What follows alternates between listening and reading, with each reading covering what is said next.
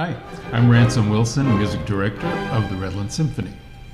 Our first concert after 18 months of pandemic is an assortment of some of the best-loved music in history. We're so grateful and excited to be sharing what we love with you again. This is not just a concert, it's a celebration of life and beauty.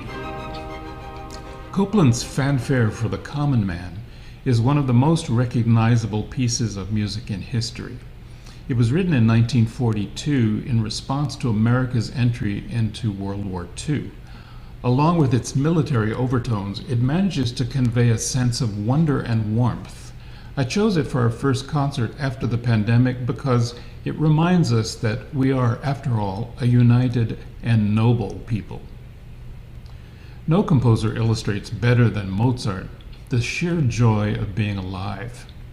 Near the end of his life, he was approached by a somewhat shady producer of light entertainment to write a Singspiel, literally a singing play, not unlike our modern Broadway musical.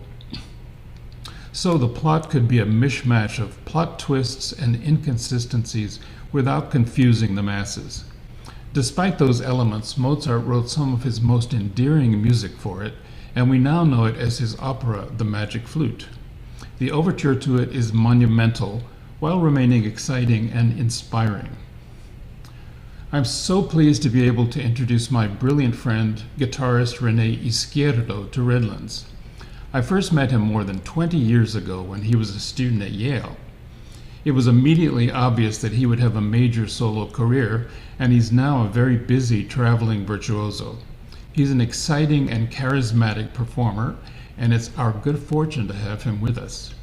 He'll play another iconic work, Joaquin Rodrigo's Concierto de Aranjuez. The second movement contains one of the most beloved melodies of our time.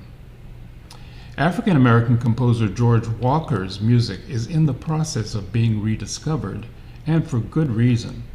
His popular Lyric for Strings is his best-known work so far, and it could easily be described as tragically beautiful. I predict that you'll love it. Speaking of recognizable, iconic music, I think nothing tops the opening four-note motive of Ludwig van Beethoven's Fifth Symphony. From its so-called fate knocking at the door opening to its glorious finale, it reminds us in every measure why it's always been considered one of the cornerstones of Western music. In it, we can hear the turmoil of Beethoven's times, his personal tragedy, and the struggle of countless ordinary people fighting oppression from royalty and the upper classes of society. What a great work for today's turbulent times. But when the triumphant ending comes, Beethoven shows us that joy and harmony are indeed possible in life.